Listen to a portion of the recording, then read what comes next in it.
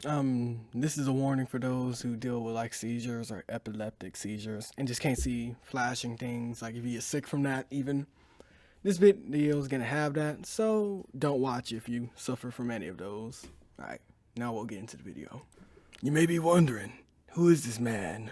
What is he doing? Why is he looking into the wall like that? Well, let me tell you something. My name is Detective Spooky, aka Wacko Joker, or Mr. Spooky if you want to bring it simplifyingly.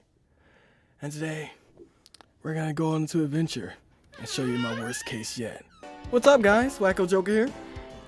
Today we'll be playing Deep Night Detective. Do I have my controller with me? Yes, I do. So, as soon as I plug this in, let's get right into it. Arden Martin Hillgrove, and I still get letters, usually around the same time of the year. Yeah, gotta do my detective voice. They stopped being intelligible or coherent at some point in the last aughts.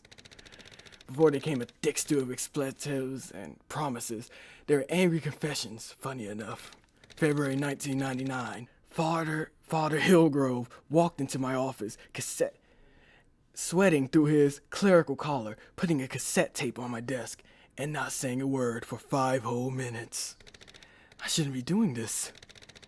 The tape was recording of Hank Boyd in a confessional. This is the last time, Father. The very last time. Boyd continuing his shaky mutters. I'll stop. I'm done with it. I just gotta do this one last girl. What?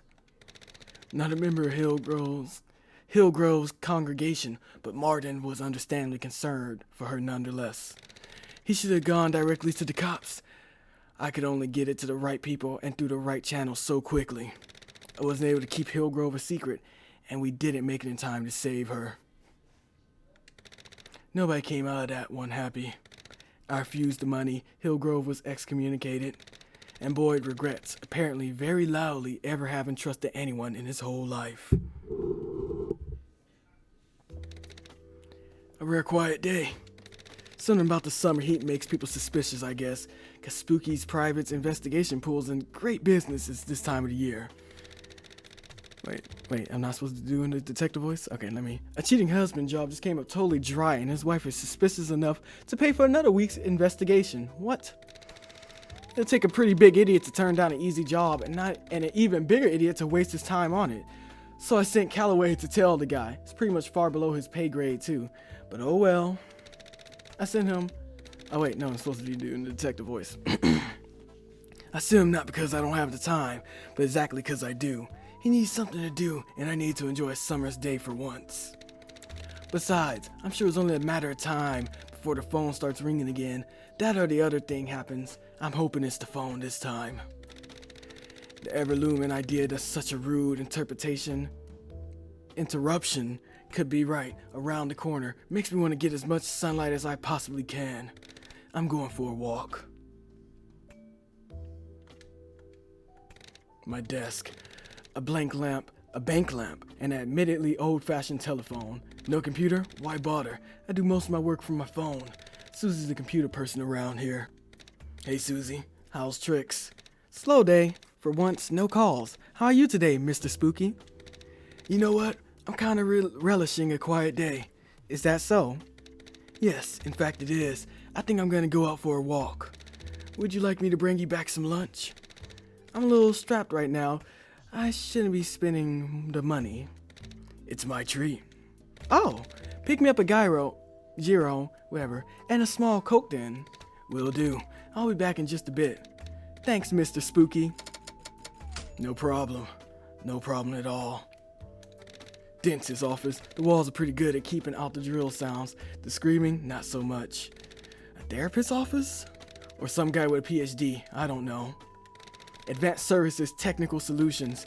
I think it's a call center. Bathroom. The most important one. Some company that works with computers. Ask Susie about them. She doesn't know them. I go to her for computer stuff, so I don't understand it at all. Another therapist. Great guy. Helped me out a lot after I died. I should check in with him. Uh-oh. No, not again. Dang it. Okay. This game's gonna have the epilepsy warning.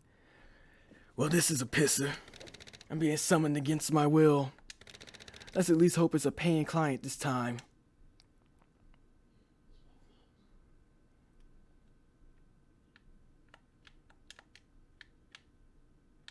Guess I can't leave. Well, I put on the coat. Okay. Yeah, I'm a fellow ghost. Hey. Hey. Well, I assume you were just summoned as usual. If you're going back, I am. Hang up your coat on the astral coat rack. You can retrieve them on the other side. Swell. Thanks.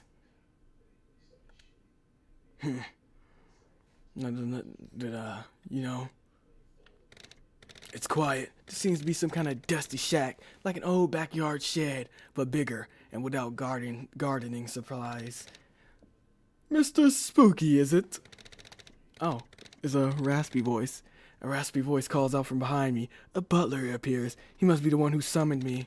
I'll take one last contemplative, silent look around to make sure I'm not in any danger before I give this guy the time of my day. Same. How can I help you? My name is Edward Meinheim. I'm a servant of Winterfield Manor, and the owners June and July Abernathy. Case note. I'm afraid we're in need of private assistance. He says, in practice, well-educated growl. His voice is charred and gravelly, but well-spoken and easy to understand, like an expensive organ with rusty pipes. Do you have a phone? I need to call my secretary. But of course, the phone is in the main house. We can discuss the details of your potential employment inside. I like that. Potential employment. It means I'm allowed to decline and that they plan to pay me. Good. It also means he's not one of the kids who thinks I'm the high price of my summoning and the old book refers their soul or something, like they can pay me in the magic money that comes from inside you. I'm already here. Might as well hear him out. Lead the way, Mannheim. Right this way, sir. Deep Night Detective. Book 1, Sympathy for the Devil. Whoa. They already hitting hard. Are you sure you can't tell me anything else regarding the case? I've given you all the relevant information I have, Mr. Spooky. How about some irrelevant information? With respect, Mr. Spooky, you are a member of the private sector. I hope you not insist I infringe upon my employer's privacy. Fine. So what you're giving me is essentially, the police told you people have disappeared here. That's not a lot to go on. You are also free to investigate the home, within reasonable limitations. If you believe that's not enough to justify your time, I'll make do. Thanks anyway, Mannheim. I pray you not take it too personally. No sweat. We're simpatio. I'll take a look around. I know I said the word wrong, but whatever. Hey there, beautiful. Pardon me. I said a woman blocking the entrance to the southwest wing. Hello there, Detective. Valerie Bordeaux. I'm afraid now may not be the best moment. If you don't mind me saying, could you come back another time? Why is that? Is it being fumigated or something? Yes, it's being no. I mean, it's not being fumigated, but you can't go in right now. June is unwell right now. The direct approach rarely works in a willing violet like this one, unless you're willing to scare him off and upset the fragile ecosystem of a suspicious house. Valerie Bordeaux, she said. Bordeaux, whoever. I might as well. May I ask as to what your relationship to the owners is? I'm a friend of June's, Abernathy. We've been close for some time now. My apologies, Valerie. I didn't realize that the Abernathys had company this evening. I'll try to be discreet. No, it's no problem at all, Detective. May I ask would you come by to continue your investigation later? I will return later, then. That's the reaction I'm wondering about. She's ashamed of her relationship to June Abernathy, but is open about her closeness with her. This means she's likely a live-in house guest. Fascinating. Thank you for your time again, Miss Bordeaux. Miss Bordeaux. Mannheim didn't say anything about a sick wife.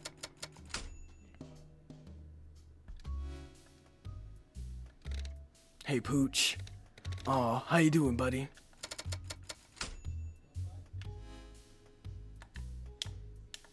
Knew it. I approach a butler who seems to be guarding a wing in a manner. His eyes are narrowed, intense. I find myself immediately put off. Detective Spooky. I start off with a harsh, unyielding tone. I recognize his stare. I've been around the block a few times. I'm not letting a single assumption about my work here. I've been hired by your employer to investigate the manor. Salazar, he says, his icy stare not shifting. I'm certain he's impressed with my poise.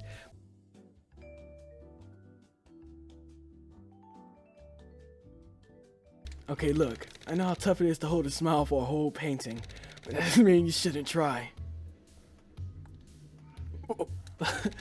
Do politicians ever try not to look like politicians? Or you just start looking like that when you sign up? It's over here. Oh, hello there. I'm not sure what a maid voice is, but I'm learning, you know. A maid greets me in the darkness. Hey there, can we hit the lights in here? This is as bright as it gets in here. The plants need their heat lamps. With the old wiring in here, turn on one light, another goes off. Gotcha. Name's Detective Victor Spooky. Mind if I ask you a few questions, miss? Friday Foster. Pleasure. What can I help you with? Her voice is sweet and energetic. She's a little more open and forward than most maids. Her helpful and well-practiced tone reminds me of Susie's back home. Nice to meet you, Friday. So, you're a maid here. Ask her. Not immediately, noticing my redundancy, she responds. Nah, I just wear the outfit for fun while I clean. Thankfully, the owners pay me for it. How long have you been a maid here, Miss Foster? Her eyes drift sideways for a moment and come back, recalling the time that she forgot to mark. Must be around 2 or 3 years now, and Friday is fine. You must be at least mildly familiar with the house and its residents by now, right? Eyes drift sideways. For another moment, she then nods. Great. I have a few more questions for you. So, what's up with the rest of the staff? I'd like to ask you about more than the other members of the staff. There's myself, Mannheim, Salazar, and Constance. Who are you asking about specifically? Tell me, Valerie Baudel. You mind telling me about Valerie Baudel? Whatever, I believe it was. Her brow drops a little bit, not enough to imply a disagreeableness toward Valerie, but enough to simply imply a shaky situation. Oh, yeah, sure. I'll tell you whatever I can.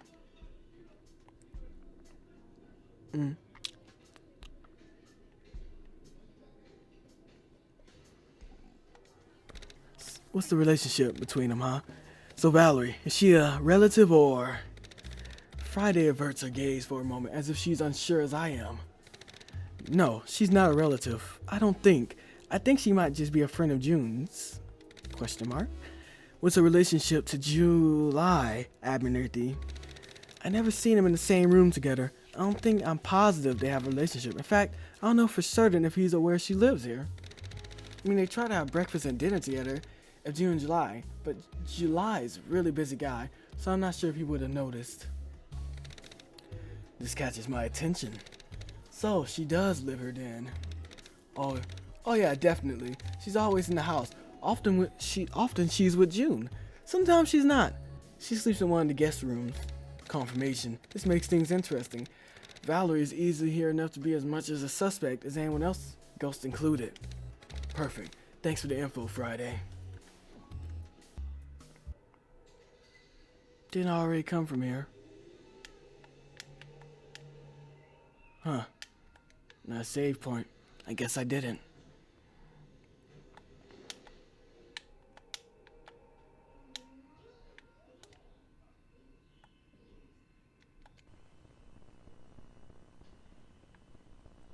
Okay. That's sort of sus behavior. Might as well wonder what's going on with... Actually, let's investigate first. Just in case he's being weird. Can't see me right now. Better make myself visible again. Huh. I should have known.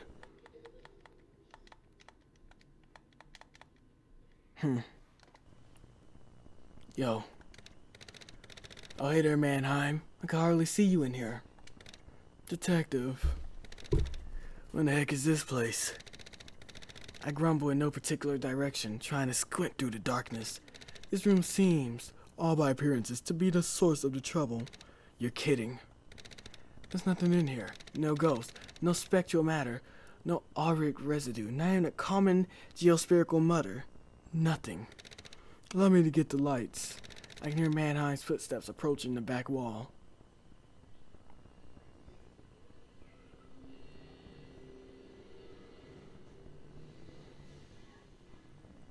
The powers that be seeks a vessel for something. I'm not sure. Read it for me, me. The powers that be seek a vessel for the darkest ambitions of mankind. Mannheim, what in the world is this? Mannheim clears his throat like a wood chopper digesting a stone. We found it shortly after the police visited. It raised supernatural suspicions. I guess. I beg your pardon, sir. The once semitone raised in Mannheim's otherwise totally monotone voice tells me I caught him off guard. It's just that. Where do I even start? I guess I'm just gonna have to trust that he can handle me being a little frank. This is the dumbest thing I've ever seen in my life. Someone's playing a prank on you. Mannheim asked me to explain. Guess I'll give you some insider knowledge. Just so you can know how a real detective does it. Well, Mannheim, there's no reason for this thing to, in your mind, why is all this here? I imagine you're the best person to go for that kind of information, Detective Spooky. Okay, be that way then. First instincts, Mannheim, are that this is a summoning, except no ritual here. It's just a bunch of stuff. A summoning ritual is there to draw power or creatures toward a point in our dimension, but this is just like a star in a picture of a person. You summoned me, Mannheim. Remember what you had to do? Draw a very weird symbol and put a really specific point above my summoning place. Then put a candle lit specifically with lithium chloride behind it. Mannheim drops his head to think for a moment. He then nods his head. Well, this is a star, not even a pentagram, with a silhouette above it. There's a small chance of summoning something every time someone drew a guy above a star. That would be a lot of bored kids accidentally summoning demons with their notebooks. Mannheim nodded his head, not responding vocally. Here's some common sense too. So this is some kind of demonic residence, I'm assuring. Is that what you're thinking? Mannheim shrugged, or rather he looked at me and communicated in a shrug through his silence. Ghosts don't require blood, demons do. Demon is the implication. So then why in God's name would a demon not clean up after itself? Mannheim interrupts for a moment. Excuse me. I've never personally known a demon to be a thorough cleaner, Mr. Spooky. Was that a joke? Wasn't expected that. What would a demon get out of scaring someone, or anyone? It's a million times away from a demon's best interest to be scary, or at least scary in this extremely specific way. And why is that? So questions Mannheim talking as if he's beginning to suspect I'm spewing nonsense. You know what? The quickest way to get a person to start praying is, Mannheim, he doesn't respond. Put a gun to their head. He responds with a short, ah.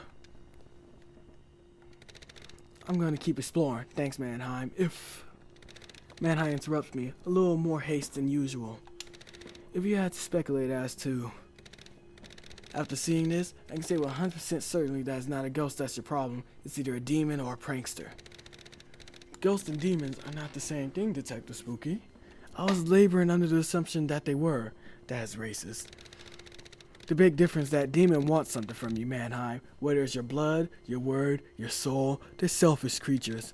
I have to sigh. Look at this place would be funny if it weren't so stupid and senseless. I'm already tired by this criminal, already sick of him or her.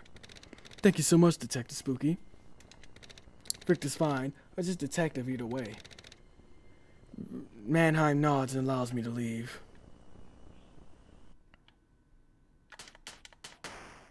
Move on my way. Whoa. Just gotta chill. There's something in the next room. Something dangerous. Ooh.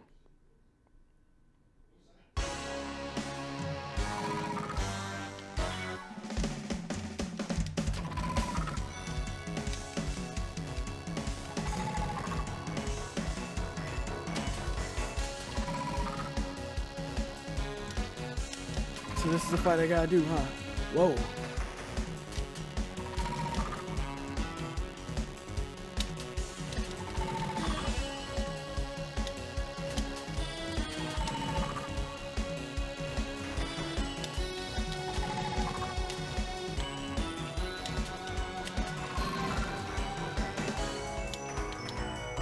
Huh.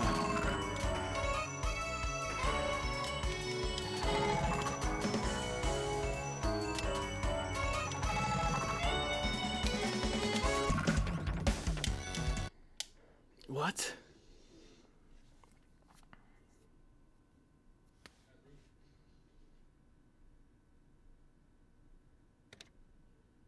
I died. Again. And my clothes didn't come with me. I better get my clothes back before I speak to anyone else. People don't tend to cooperate well with disembodied voices. Oh, so when you die, you actually die. I would have beat that peacock if it wasn't for me being dumb. Guess I'll be more cautious this time. Move out my way, dog.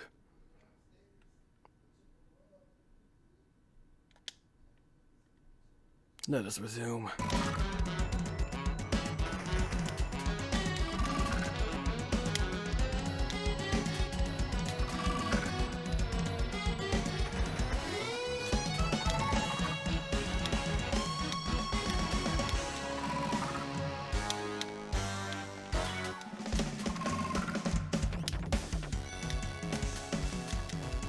Huh. Easy as pie. All I did was just get pecked a few. Man, I hate hearing it scream. Poor thing. It'll be at peace soon. There's something to be said regarding the cajones of the bat. Whoa. It got too much into that. Can't be saying that on this channel. I don't know. Loser. Spreading this demonic crap doesn't make me like him any better. With the peacock's death, I can feel some of the demonic energy pouring into me. It's not a totally unpleasant feeling, though it doesn't make me feel completely wholesome either.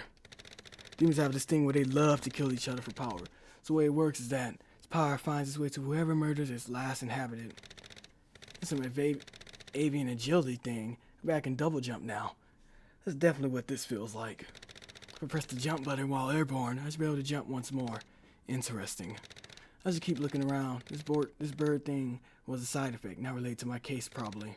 Locked door. I swear I didn't see that behind the peacock before. Dang, this door thing again. I'm gonna have to find a way through that. Maybe the double jump will help.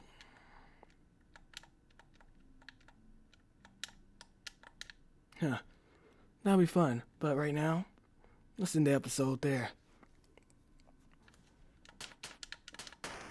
So, hope you guys have fun watching Wacko Joker play Deep Night Detective. Don't act so. Hope you have fun watching. Make sure to like and subscribe to see more videos like this. My voice actually feels like it's stuck like this. So, that's going to be annoying to get out. I'll see you guys later. Bye.